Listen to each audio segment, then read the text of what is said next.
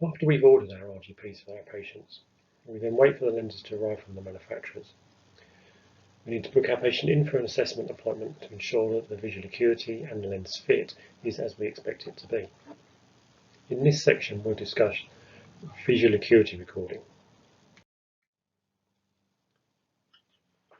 Again, we insert the lenses into the patient's eyes and allow them to settle for approximately 20 or 30 minutes.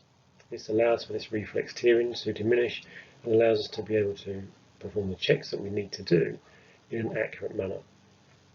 So let's check the patient's visual acuity distance first of all. So check their distance vision both monocularly and binocularly and just check that they're balanced.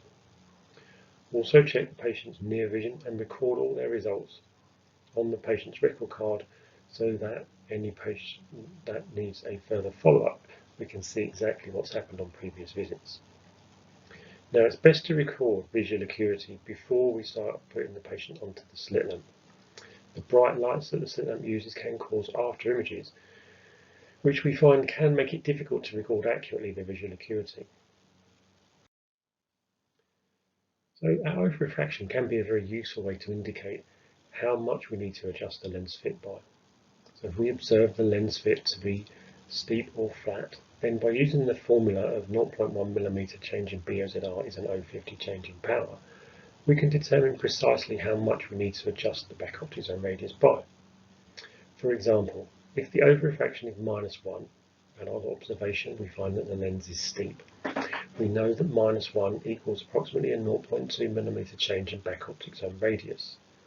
Therefore, we would need to flatten that BOZR by 0.2mm. So conversely, if we find that we have a plus powered overrefraction and the observable fit is flat, then again we can accurately adjust the back optic zone radius. So for example, we have an overrefraction of plus 0.75. By applying our formula of 0.1 equals 0.50, we arrive at a 0.15mm change in BOZR. Therefore, we'd need to steepen the lens by 0.15.